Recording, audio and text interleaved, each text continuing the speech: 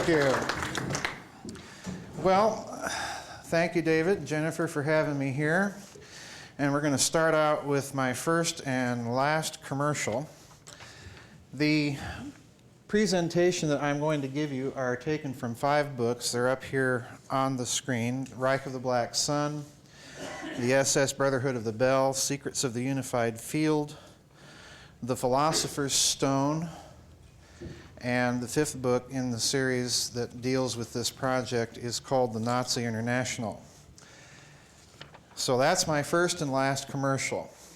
Now, for those of you taking notes, this is the 3 major points in the outline. I'm going to be talking basically about 3 things: the general context in Nazi secret weapons projects, just to kind of give you where the Bell Project is and why it is so extremely important to understanding the kind of physics that Dr. Brandenburg was talking about in his presentation. Then I'm going to talk in the second part about the Nazi Bell itself. What exactly was it? What were they trying to do with this device?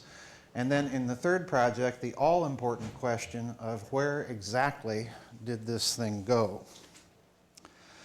What you're not going to be hearing about in the first part of the presentation is going to be what I'll start with first in that first topic point. And then the second part of it, I'm going to give you kind of an overview of what I call a very sobering arsenal, and I'm borrowing Nick Begich's phrase here. He calls some of these technologies the first revolution in military affairs, and as we're going to see, that revolution really begins in Nazi Germany prior to and during World War II. And then I'm going to talk about the implications of it. All right, so what you're not going to be hearing about in my presentation: you're not going to be hearing about secret Nazi UFO bases in Antarctica. You're not going to hear about Admiral Byrd and Operation High Jump, because as Dr. Brandenburg mentioned very briefly in his presentation, the electrical power requirements for the type of physics that the Nazis were investigating were so enormous that they literally had to build a power plant where they were testing this Bell device. So doing this type of research in Antarctica was absolutely out of the question for them. And the other problem is if they had a base there, it's most likely for U-boat operations of some sort. The construction of a sophisticated research base in Antarctica, in my opinion, would have been too difficult for the German Navy, given that it's already involved in extensive wartime operations. The second thing I'm not going to be talking about is I'm not going to be talking about Nazi flying saucers, the alleged flying saucers Haunebu and Vril that some of you may have heard about being written or talked about by other authors or written about in magazines and so on. The reason why is that I regard those stories as a bit of spurious disinformation, because if you track the sources of these stories back to their original sources, those sources all end up being a narrow circle of neo-Nazis that are active in and around Vienna and then Munich in Bavaria in Germany. So the sources themselves have not ever really been corroborated, so I'm not going to be talking about those. I'm also not going to be talking to you or trying to convince you that the Nazis mounted secret expeditions to the moon and Mars during the war. That was a myth that was out there for some time in the 1980s and 1990s. And quite frankly, this is a story that was circulated by the same group of post-war neo-Nazis. And finally, I am not going to be talking about alleged UFO crashes in Germany prior to the war, from which the Nazis were able to back-engineer their projects. Because first of all, there is no solid evidence forthcoming that such events ever took place. And secondly, the technology in physics that are evident in the Bell device can be entirely rationalized on the basis of science papers that were published in Germany between the wars And thirdly, the Bell Project actually may have begun even as early as 1924, before the Nazis ever really took power, and long before such alleged events ever took place. You know, I tease people that always want to go to the crash and recovery explanation for some of this advanced technology, that if E.T. keeps crashing his advanced and sophisticated technology on the Earth, at some point we're going to have to start crashing our technology on his planet so that he can catch back up with us, okay? All right, so let's get started with the actual presentation itself. I've got notes on my little sheets here that you don't see, so I have to kind of refer to these from time to time to make sure I tell you about everything.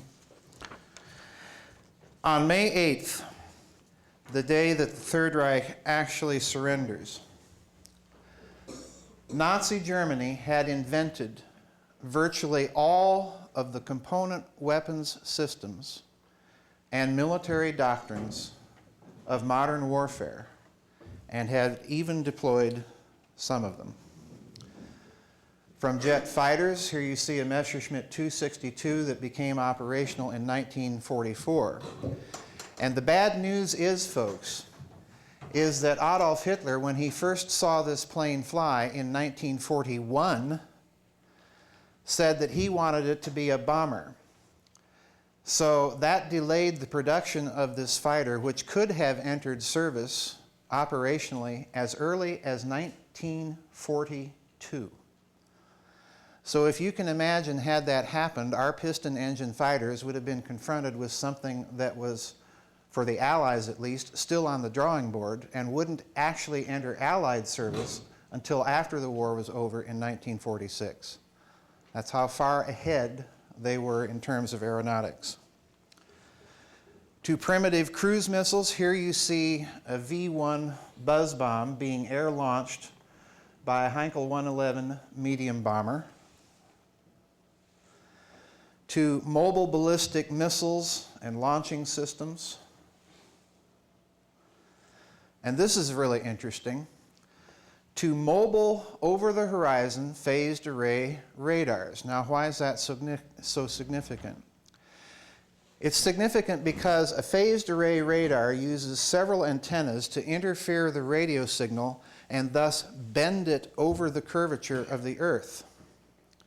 So in other words, if you're going to be developing long-range rockets, at least at that time, and have a means of guiding them to targets, you have to have something like this in your technology tree.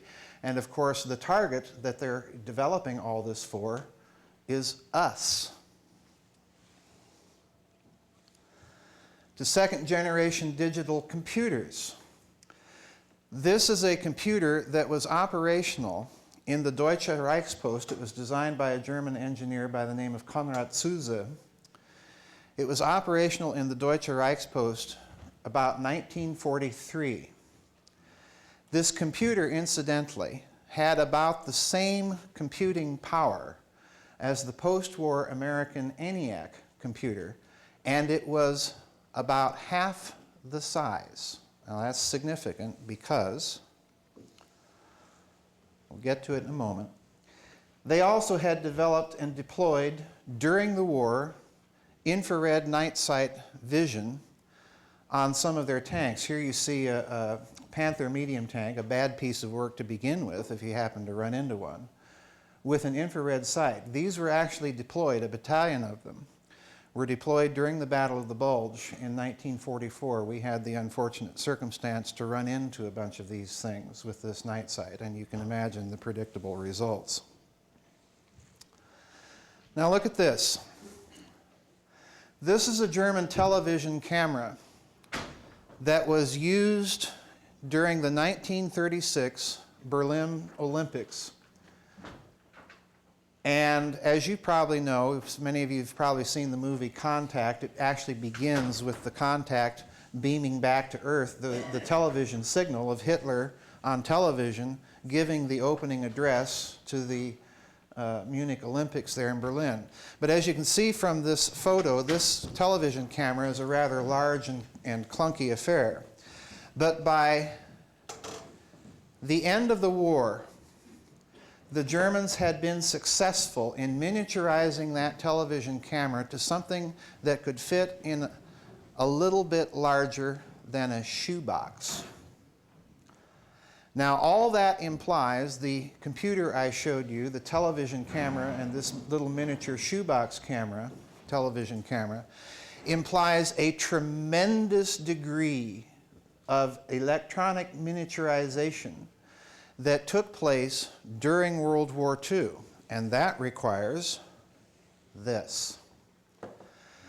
These are little German semiconductor wafers that were produced circa 1940 to 41. These were photographs taken by Allied intelligence teams that went into the Reich at the end of the war, specifically with the purpose to gather up all of this German technology and to transfer it to the West, to Great Britain, to the United States, and then, of course, to France. But semiconductor chips are interesting because they are an essential component in the technology tree that leads to the transistor. So look at this. This is a little miniature vacuum tube. It's a kind of a vacuum tube called a klystron tube. This was produced by the German firm of Telefunken, and it was already in use in Germany in 1940 and became common in little, almost transistorized radios, small little radios that were produced in Germany beginning in 1941. This tube is about as big as the last knuckle on your little finger, and it's in use in 1941.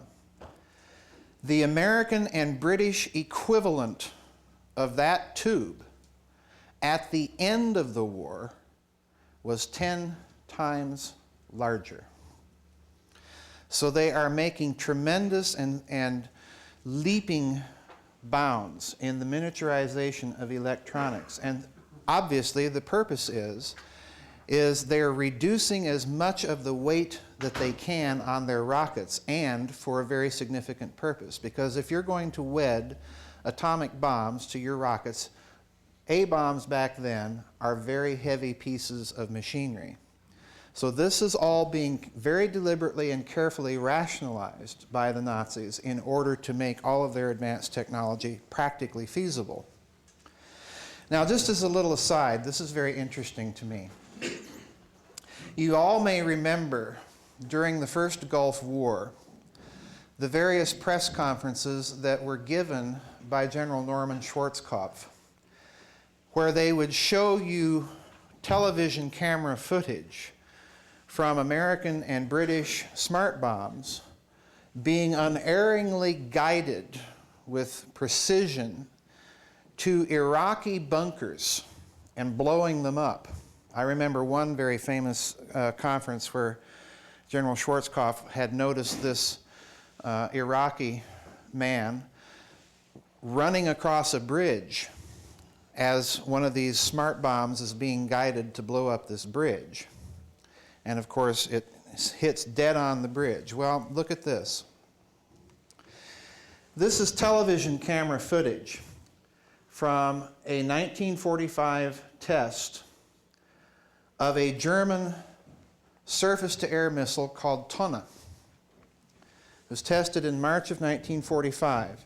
And look at the frames. Here you see one, and way off in the distance, kind of blurry in the background, you see an old derelict ship. That's frame 2, you're a little closer. Frame 3, and frame 4, you're right on top of it. 1945.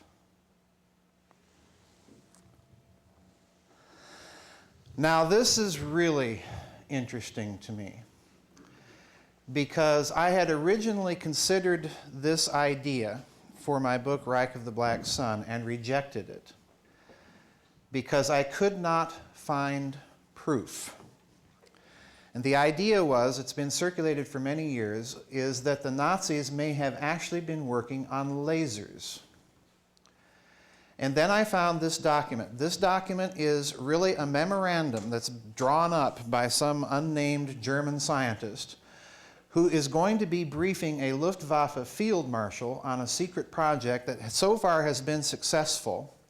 And if you read the talking points in this memorandum, what he's doing is he is making the pitch to this Luftwaffe field marshal that they now need to scale the project up, go full bore, and make it work.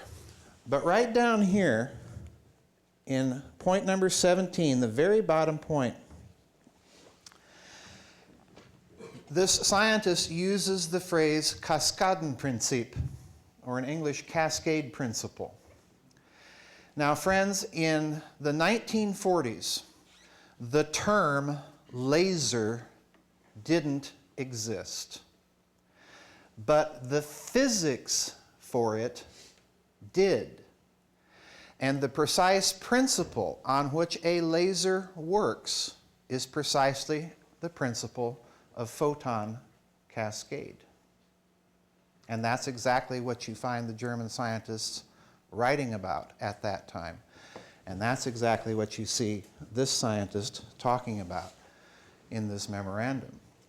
Now, I can't in such a short time go over the case that I make in the book The Philosopher's Stone, that part of what they're doing with these lasers is that they are using lasers for enrichment and separation of radioactive isotope. It's a very sophisticated, very efficient technique of isotope separation and enrichment, laser isotope enrichment. And it doesn't become public knowledge, really, until the 1970s and early 1980s.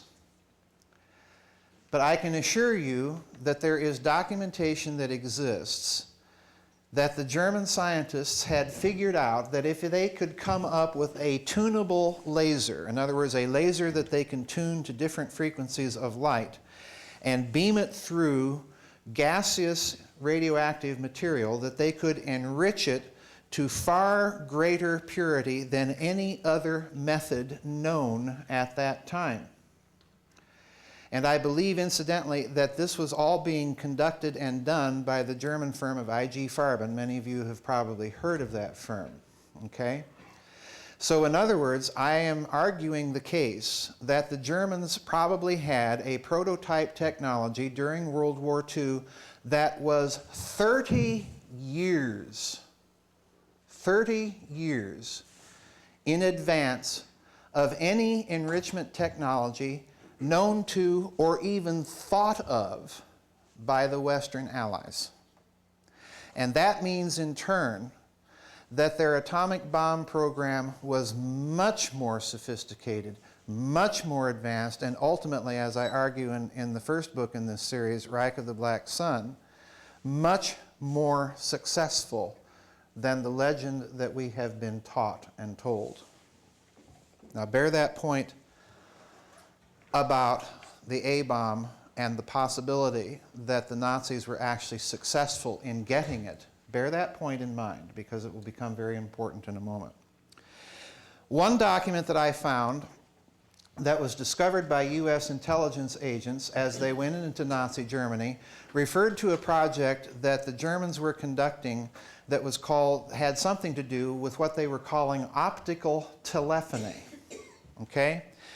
Which, given the fact that we have a 1944 Luftwaffe document talking about actual laser testing being done in Germany, indicates that the Germans may have actually been thinking of or working along the lines of fiber optics, because again, this is a necessary step in the technology tree.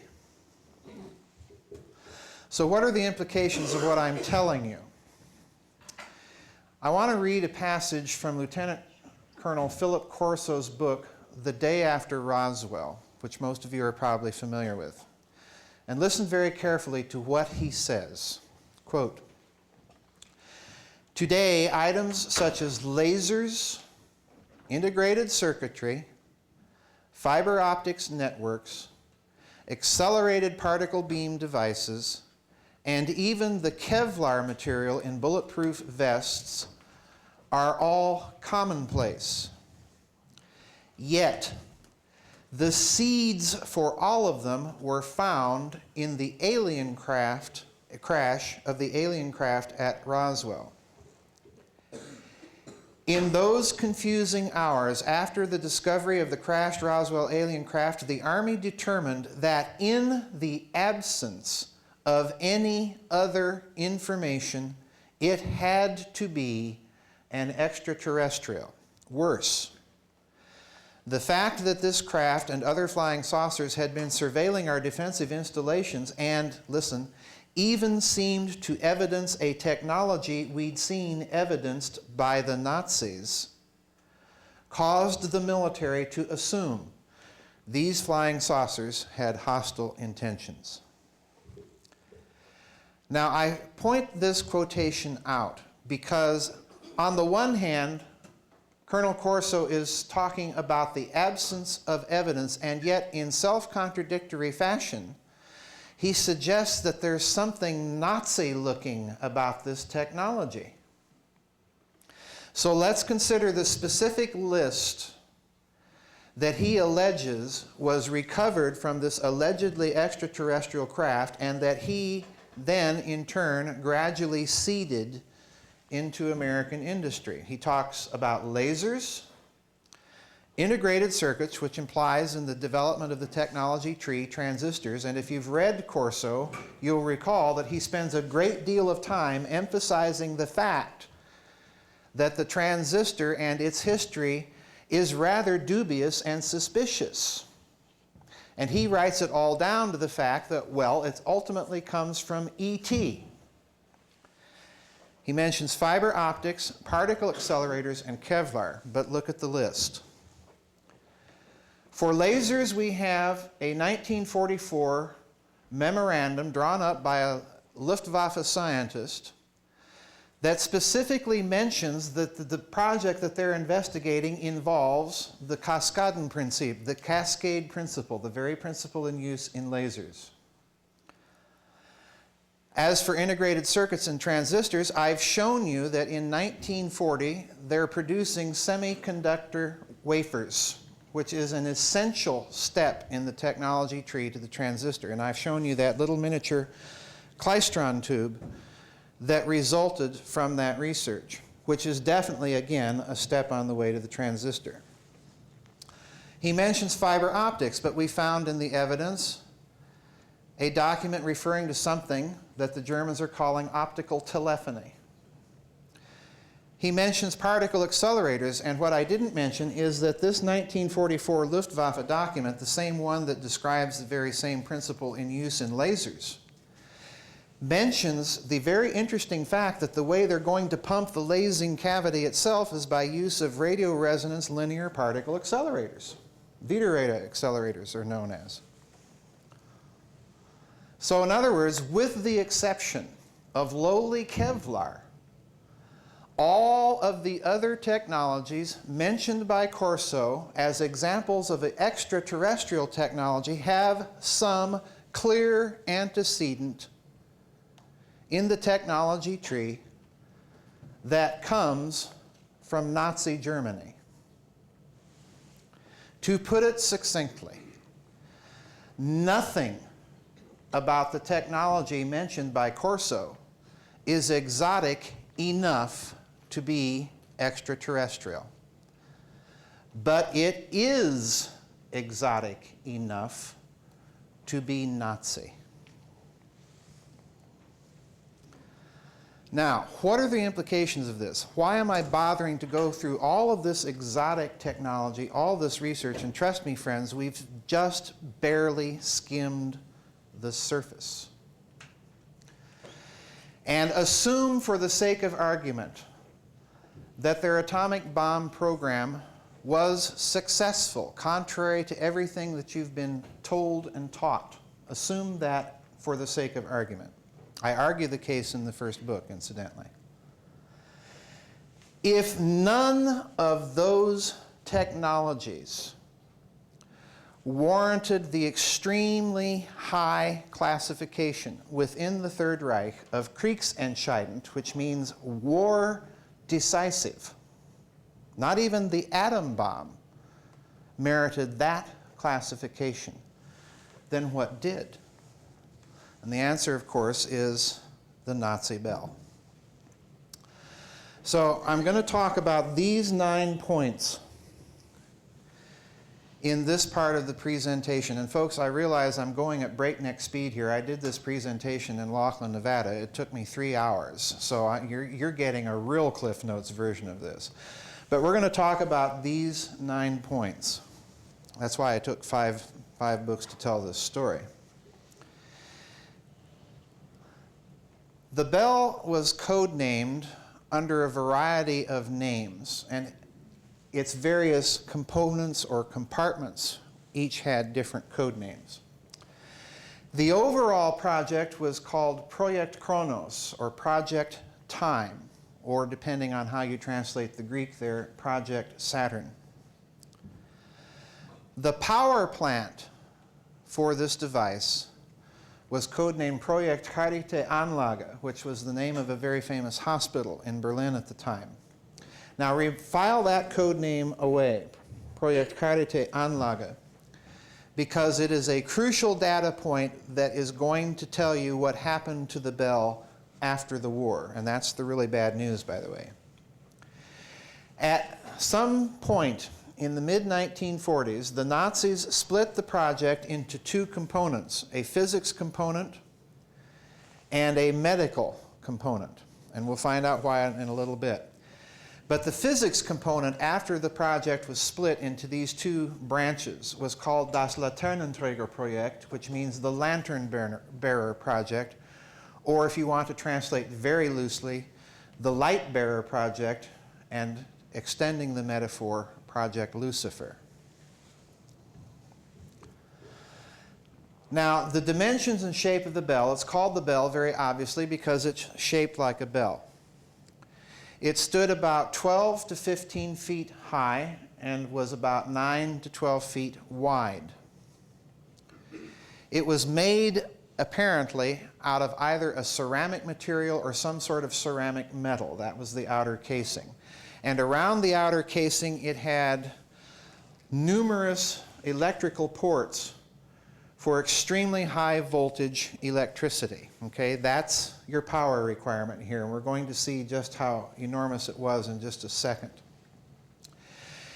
I believe internally, on the inside of this device, there were 2 counter-rotating drums. I believe that those drums were stacked one on top of the other, and this puts me in a different camp than Nick Cook and Igor Vitkovsky, who have more or less implied that they were one inside the other. I believe they were stacked, and we'll see why again in a moment. Now, near where the bell was tested, the Germans had built an entire electrical power plant, okay, mere hundreds of yards away from the facilities where the bell was tested. It was also nicknamed by the Germans who were involved with the project Der Bienenstock, or the beehive, because it made this hissing, buzzing sound when it was in operation. Now, these 2 clues tell me, the electrical power plant being built so close and the sound that it makes, tell me that the power requirements were for direct current electricity, and they far exceeded the ability of any batteries at that time to produce enough power for this device. In other words, its power requirements are absolutely enormous. Now, into these counter-rotating drums, they put a serum that was codenamed in the literature IRR Serum 525.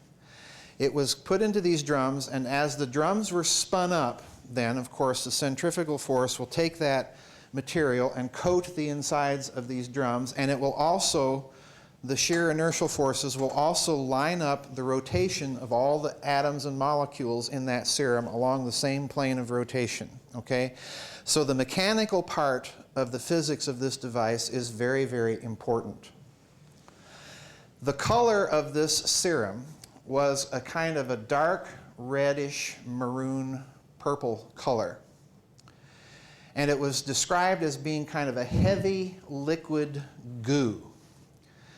And more importantly, the man who first discloses the bell to history. We'll find out about him in a few minutes. Also mentions that its recipe consisted of mercury, which of course is a heavy liquid metal, and either thorium or beryllium oxides. Okay? Now store thorium in the back of your mind for a moment, because that's a very, very important point. We'll talk about it in a minute. Finally, the device was cryogenically cooled, either by liquid nitrogen or liquid oxygen. In other words, they got the temperature of this device down as much as they could.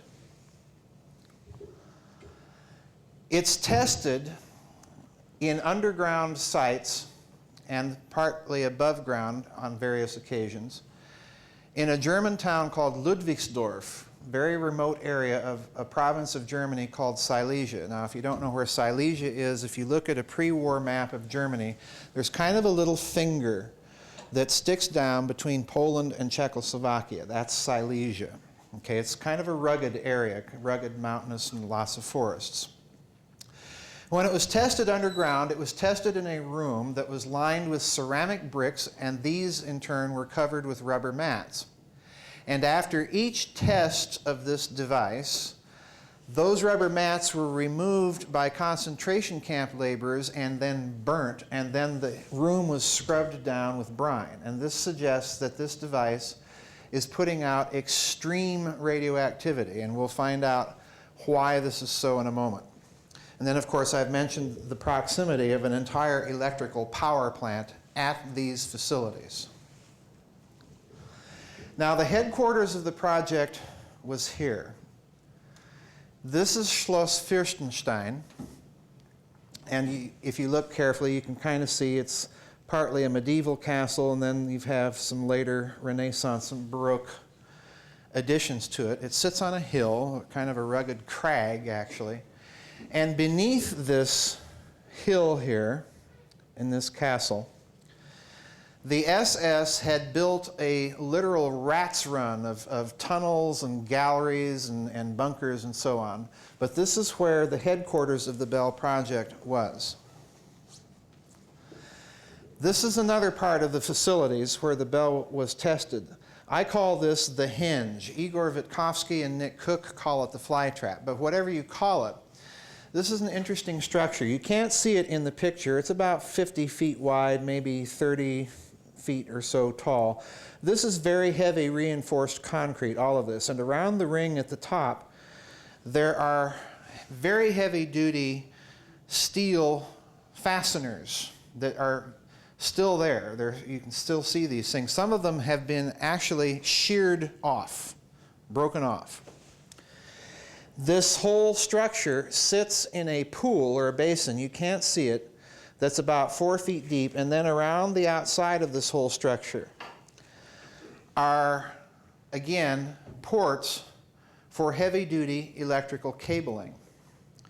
When the Bell was tested outside in this structure, the concentration camp inmates that were at Gross Rosen, which was the camp that supplied the laborers for this project, at night would describe seeing barrel-like devices that were glowing a pale blue glow, ascending above the tree line, and then settling back down below it again.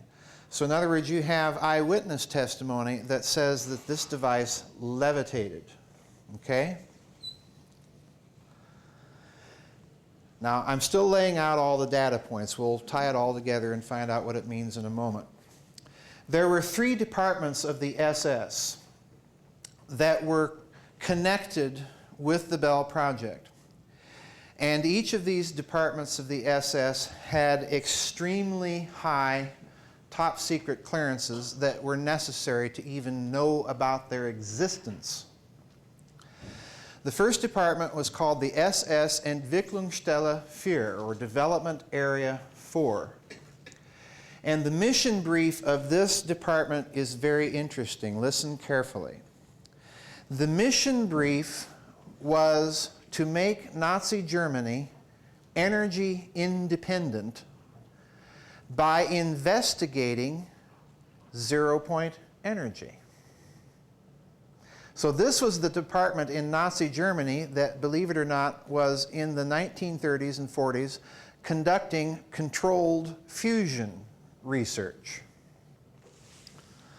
The next SS department was what was called the Kammlerstab, or the Kammler Group, or Kammler Staff. Now, this was a top secret weapons think tank that was run by a 4-star SS general by the name of Hans Kammler. He was quite literally, by the end of the war, responsible for all of the Third Reich's secret weapons projects. I mean every last one of them, including the Bell. But again, the mission brief of this group,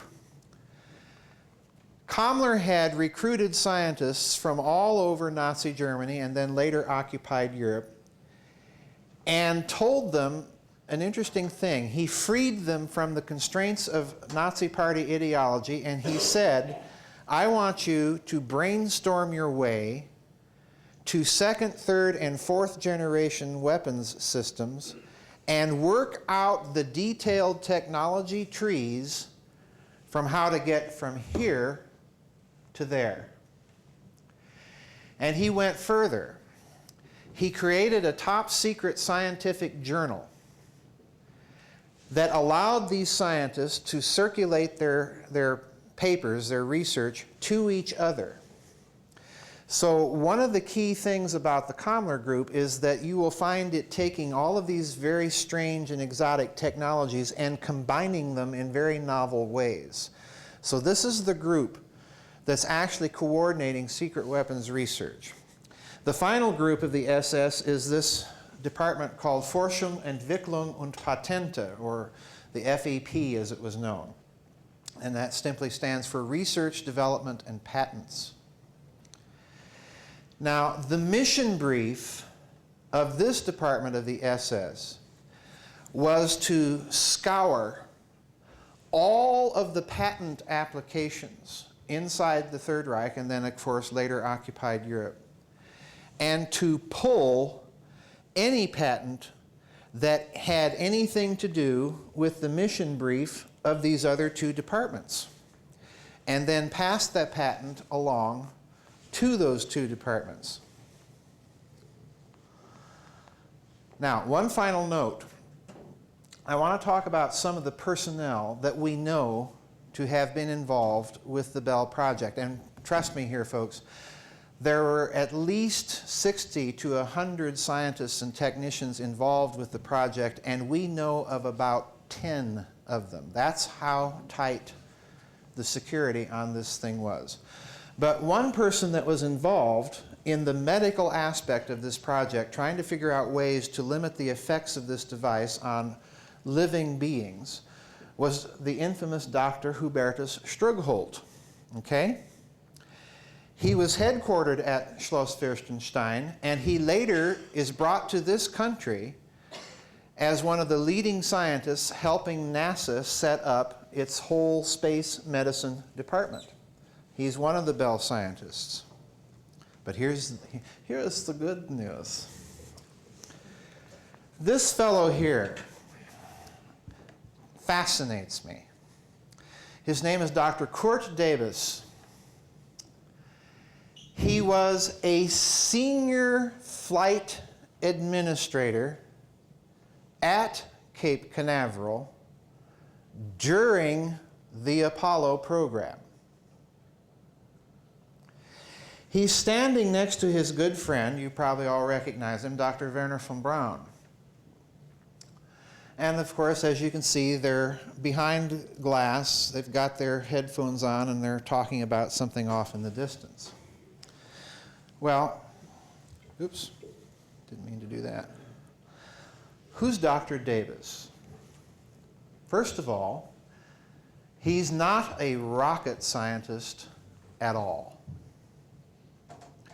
His specialty, now remember his position, senior flight administrator during the Apollo program at Cape Canaveral. Incidentally, we know him to have been an ardent Nazi. I won't mention why we know that, but you can find out in the books. Daba's specialty was high voltage direct current and its measurement. And this is the man that worked for a German company called Allgemeine Elektrizitätsgesellschaft, AEG, or the German version, if you will, of General Electric. And this is the man who, under the code name Projekt Charité Anlage, designed the power plant for the bell. Question: what is this man doing as a senior flight administrator for Apollo? Suggestion: might Apollo have used some technology that they have kept off the books? Answer: yes. But you have to read the books to find out why. Now, this guy, to me, is another one of the interesting characters involved with the Bell Project. This is SS Obergruppenführer Emil Matzew. He was the head, equivalent of a four-star general. He was the head of the Forschung, Entwicklung und Patente. This is the guy that's scouring all these patents. Okay? Now, folks, I'm something of a World War II buff. I have studied World War II history, and in particular the European theater of operations, since I was a boy. And I know the General Officer Corps of the major combatants in that war rather well. There's not many names unknown to me, be they American generals or French generals or British generals or German generals or Italian generals or Russian generals, okay? There's not many of them I don't know about. But I can assure you, we'll let the air raid die down here. We're talking about Nazis and the air raid siren. the air raid siren blows, you know. Okay. that was a little synchronous moment. All right. I can assure you that in all of my years of reading World War II, I have never, ever encountered the name of this man. And when you try to investigate him, you find that, yeah, he was the head of the Forschung, Entwicklung und Patente, and you find out nothing else. You don't know where he was born. You don't know where he died. You don't know where he went after the war, if he survived the war. You can find out literally nothing about this man. Now, I want to talk a bit about what I call the unholy trinity, because there's three names in connection with the Bell Project I want you to bear in mind. The first one is this gentleman, loosely using that term here, SS Obergruppenführer Dr. Ingenieur Hans Kammler. In Germany, you can get doctorates in engineering, folks. This is the man that's actually the head of that think tank research group called the Kammlerstab. And incidentally, he's also head of the SS Building and Works Department, and incidentally, this is the same man that designed Auschwitz. As head of the SS Building and Works Department, just remember what one of the parts of the Allied legend about German nuclear incompetence during the war is. Well, the Germans never got the bomb because they didn't have enough money and they didn't have enough manpower. Look at what we did in the Manhattan Project. We had 60,000 people working on that, and we kept it secret. As head of the SS Buildings and Works Department, and also as head of all of Nazi Germany's secret weapons research, including the Bell, including the atomic bomb, and so on and so forth, General Kammler could call on a slave labor pool of approximately 14 million people. In other words, what I'm suggesting to you is that this man is in charge of a secret weapons project group that is mega Manhattan Project sized. And incidentally, the bell we never heard about or learned about during the war. It was only with German reunification that the first part of this story really began to break. Now, why was it so secret? Well, here's the fellow that provides the answer, another lovely man by the name of Heinrich Müller, also known as Gestapo Müller. This is the man who is the actual head of the Gestapo, and he was personally responsible for the triple belt of political, economic, and industrial counterintelligence around the Kammlerstab and all of its associated projects. So in other words, you had at one time during the war literally about 7,500 Gestapo agents around all of these projects, sniffing the ground, antenna pulsing with suspicion, snooting out any possibility that these most advanced projects were being penetrated. And here's the final character in our unholy trinity. This is Nazi Party Reichsleiter Martin Bormann. He's the actual head of the Nazi Party for most of the war after Rudolf Hess takes that unusual flight to the United Kingdom. It's Bormann who replaces him. It is Bormann who transfers to General Kammler's jurisdiction at the end of the war Kampfgeschwader 200, which is a special unit of the Luftwaffe that was responsible for all of the covert and special missions of the Luftwaffe. It's this unit that had control of all of Nazi Germany's ultra long-range heavy lift aircraft. Okay? And it was most likely Martin Bormann who ordered the execution of 60 of the Bell's project scientists and technicians at the end of the war. Think of Martin Bormann as Dick Cheney. Think of him as Dick Cheney without the warmth and charm. Okay? This incident is the signal that Martin Bormann clearly intends for this project to remain unknown to the Western Allies or to the Soviet bloc. So stop and consider. I believe it's the Nazis driving that technological division at the end of the spoils, and he's driving it in a very clever way.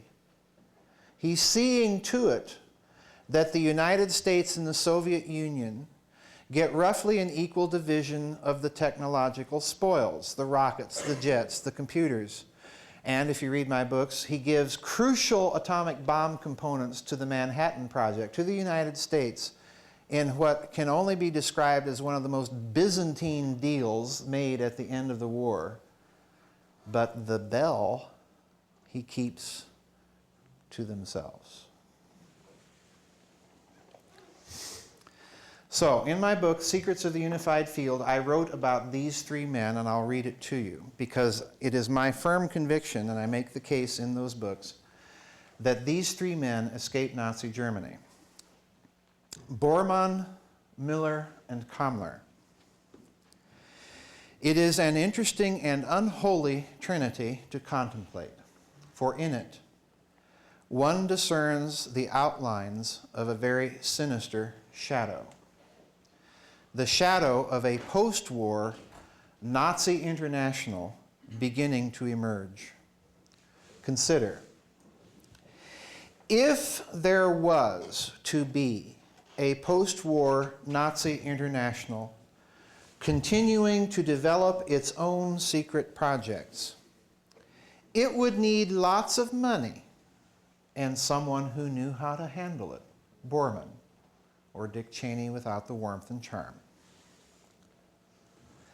It would need lots of security and someone who knew how to run it, Miller. And it would need lots of engineering expertise and management experience in coordinating large projects and keeping them secret, Kammler. And they would need a suitably advanced project to work on within the limits imposed by post-war circumstances. Large uranium enrichment plants for A-bombs were out, as were large and very visible rocket gantries. Something truly sensational, which would not require large physical plants other than large power supplies, and which would pay much larger dividends than any of the other above alternatives was needed, the Bell. So what's the basis of this project? The basis in theoretical physics, I'm glad Dr. Brandenburg was here talking about Kaluza-Klein theory, because this is the German mathematician Theodor Franz Edward Kaluza, who was the first man to publish one of these hyperdimensional unified field theories in the year 1921, and it's a five-dimensional theory, just exactly like Dr. Brandenburg said. And it does unify electromagnetism and gravity.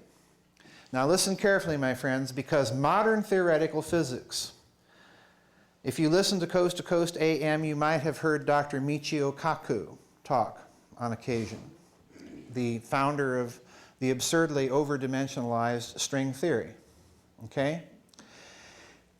But if you listen to these theoretical physicists explain why these unified theories were unsuccessful, they will tell you exactly what Dr. Brandenburg told you, is that they did not attempt to incorporate quantum mechanics into these theories, and therefore, theoretically, they're incomplete. But here's the key point. The key point is this man here, Gabriel Krohn. Most of you have probably never heard of him. He's a Hungarian Jewish man. He was an electrical engineering genius, okay? And he won a paper in 1935. He wins the Montefiore Prize at the University of Liège in Belgium, which of course is just across the border from Germany. But in the paper, he says that we electrical engineers can explain the anomalies that we see, the phase creep and so on and so forth, in large networked rotating electrical systems by means of these hyperdimensional unified field theories that were being written publicly in Nazi Germany and even before that in the Weimar Republic from 1921 up to about 1933. Okay? Now stop and consider, friends, what he's just told you. Because what he's just said, if you look at it carefully, is that with common, everyday, ordinary 1935 technology and electrical circuits, that the fabric of space-time is engineerable locally on the laboratory bench. In other words, those theories, Dr. Kaku, may be incomplete, but they're engineerable. And it's very interesting because at that moment, across the border in Nazi Germany, open publication of unified field theory literature in the physics literature completely stops. Remember that man, Emil Matsuf, heading that patent research department? Now, why is he so significant? Well, he ends up in the United States of America working for General Electric. And rest assured that across the border in Nazi Germany, they were paying very close attention to what he had said in that paper. This man, incidentally, ends up working for General Electric. I believe you all know about experiments that the Navy alleges never happened, trying to make ships invisible to radar. There he is. Now, the third component leading to the data that we have to assemble in the Bell Project is this man here, SS Brigadeführer Karl Maria Willigut. He's also known by the names Weistor or Jarl Vidar. He was a very famous occultist and esotericist in Europe between the wars. He's also nicknamed Himmler's Rasputin. Okay, so if you can imagine Heinrich Himmler, head of the SS, having his own personal occult guru, this is the guy. Now, Willigut's cosmology is this here. This is actually a reproduction from one of his little occult papers. And I'm going to read this little quotation over here. You can kind of follow along with me as he's discussing what these spirals mean. He says, quote, "Primal law, above is below, below is above. Therefore, in the middle, there is a neutral force." Remember, Dr. Brandenburg, three-phase Tesla vortex? 3, not 2. From the 2 spirals, in other words, that third force comes out of a counter-rotating system, sound like the bell, and is connected by the generational plane. The middle field is developed the world egg. Now, what does this mean? The fabric of space-time is not a mere void, but an information-creating field using structures of rotation, which are creating information by creating systems of rotation within systems of rotation within systems, and you get the point. In other words, we're talking about torsion. Now, what's torsion? Think of an empty soda can. Take it in your hands and wring it like the dish can, or like a dish rag, right? That counter-rotating motion will spiral and fold and pleat the can, and the can represents space-time. That's what torsion does to space-time. So in other words, of necessity, this whole physics is hyperdimensional because Kaluza-Klein's theory, geometrically, is a cylinder. That fifth dimension is a tiny little curled up dimension. So the whole geometry of the theory is a cylinder. That's why I think those counter-rotating drums inside the bell were stacked one on top of the other. And this physics has been staring us in the face, my friends, with the, so to speak, the corporate logo of the Nazi Party. Because if you look at the swastika like a physicist would look at the swastika, or look even at Karl Maria Willigut's esoteric writings like a physicist would look at them, what do you have? You have a vector diagram. And you have a subsystem of rotation and a subsystem of stress. And that, incidentally, if you were following Dr. Brandenburg carefully, was exactly what he was talking about. Now, its observed effects were that on plants, any plants exposed to this device would decay within a matter of mere minutes, or sometimes hours, depending on the exposure, to a kind of blackish gray goo. I'm removing as fast as I can, David. A blackish gray goo without putrefaction. Its effect on humans was that in its first test, it killed 7 of the scientists involved. It was observed to levitate by concentration camp inmates. All of these effects are condign to a severe torsion shear. So let's look at what we have. Let's sum up all these data points to see what they're up to. I don't believe the dimensions of the device have any functional purpose. The cryogenic cooling, incidentally, is interesting because that lowers electrical resistance almost to the point of 0. So in other words, all that electrical rotation taking place in the system is almost superconductive. And superconductivity, again, was part of the physics literature of the period. The stacked counter-rotating drums with that serum in it, torsion shear. that serum, which is made out of mercury and thorium, you'll recall. Let's discuss thorium briefly. When the American intelligence teams went into the Third Reich at the end of the war, they discovered an anomaly which to this day has never been explained. And that is that the Nazis were stockpiling massive amounts of thorium, and nobody at that time had a clue what in the world they were doing with it.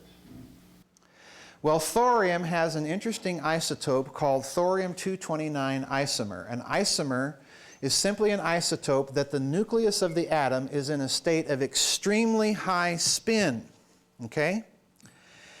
But imagine it like a merry-go-round.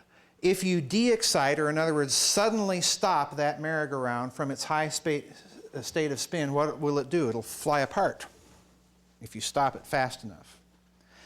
Thorium-229 just happens to have a very low threshold of excitation. In other words, it doesn't take much to cause it to fly apart. Okay? So when they're electrically pulsing that thorium, with all of that electrical power, and it's in this high state of spin, it's releasing tremendous amounts of radiation. Remember Dr. Brandenburg and that radiation pressure controlling fusion? That in turn creates a plasma in the device. As the plasma is driven inward with that electrical arc, it begins to cancel out the magnetic field and create a push, and up she goes. Okay? In other words, I'm telling you that the Nazis have rationalized this device to the nth degree. And thorium-229 isomer could only be isolated by, guess what? Laser isotope separation. This is a huge project, and it's rationalized to the last detail. And finally, I didn't really talk much about it, but they're using two kinds of electrical potential, alternating and direct current. And again, that's for the purpose of creating electrical stress and shear in this rotating system. So, what's the purpose? We can theorize that what the bell was it is a device, an intentionally designed hyperdimensional device to tap into those five-dimensional characteristics of the fabric of space-time itself via that whole concept of the rotation of that fifth dimension. Okay?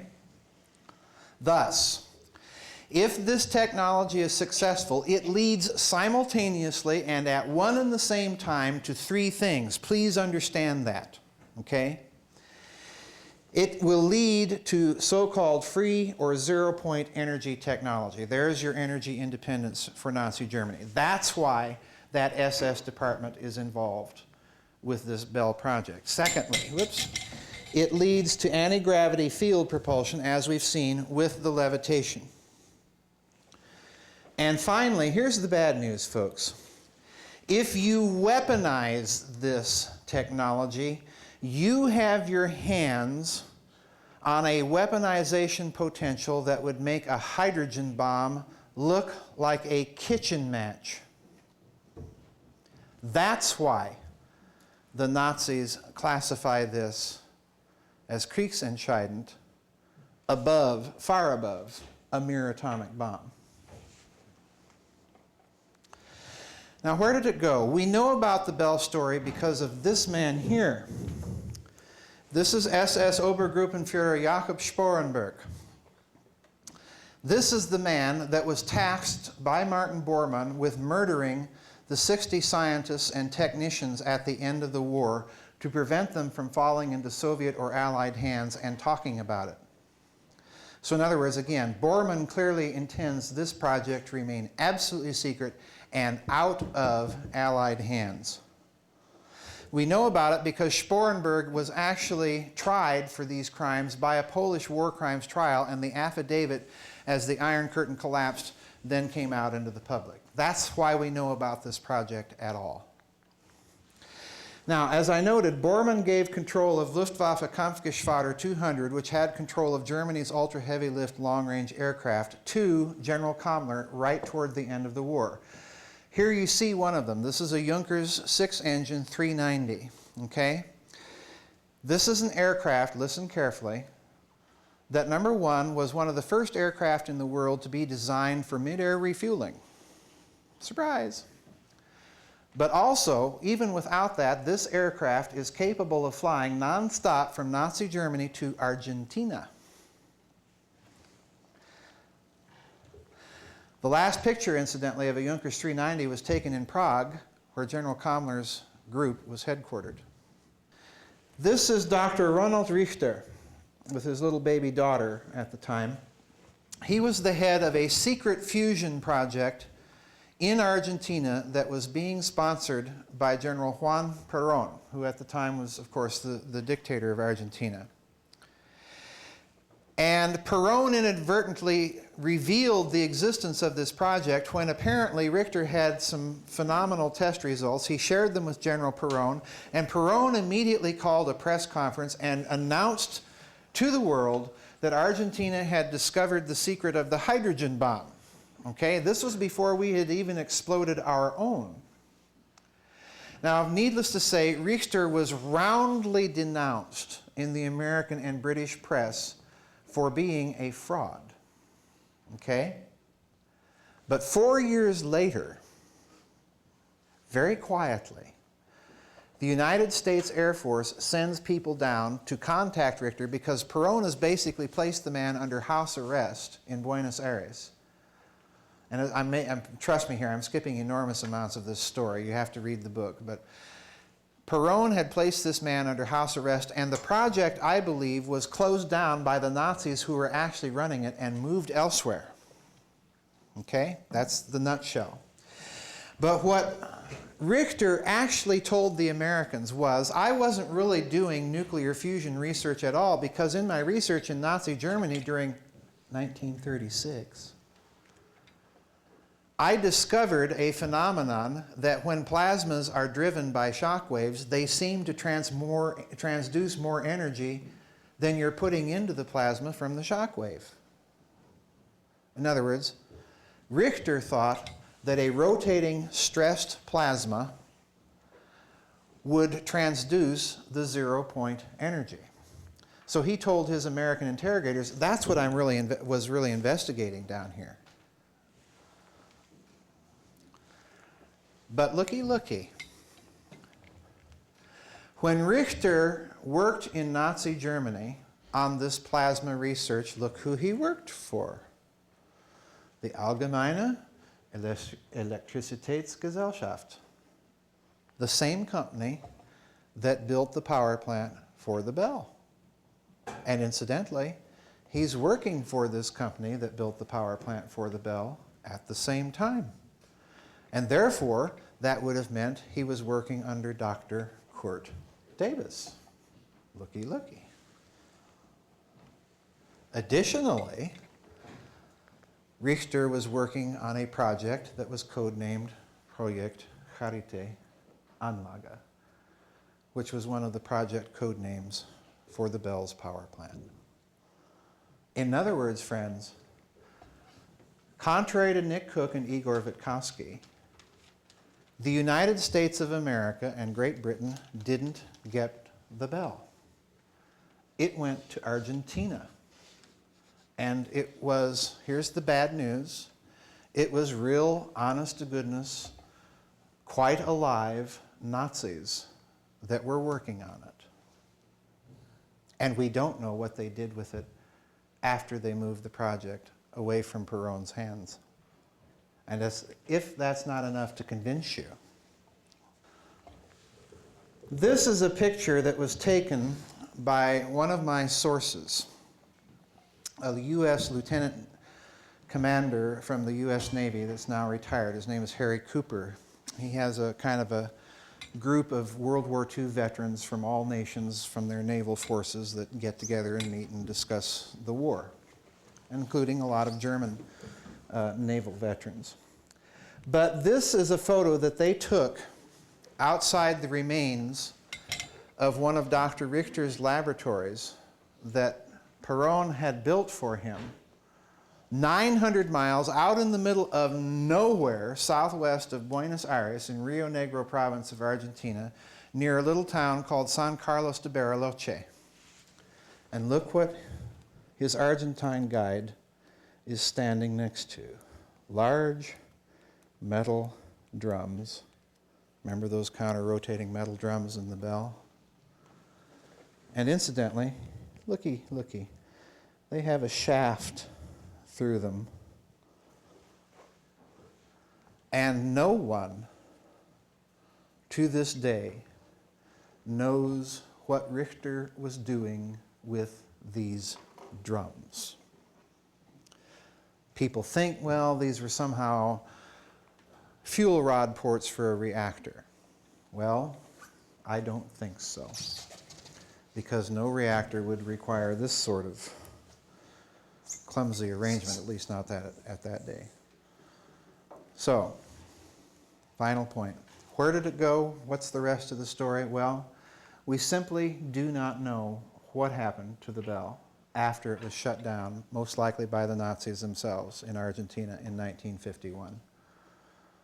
Richter, having been exposed, is basically cashiered by Bormann and Company, placed under house arrest and washed by Peron, and the project went we know not where. But rest assured, given the physics that was involved and what they were doing with it and attempting to achieve, rest assured that somebody, somewhere, kept working on it. There you are.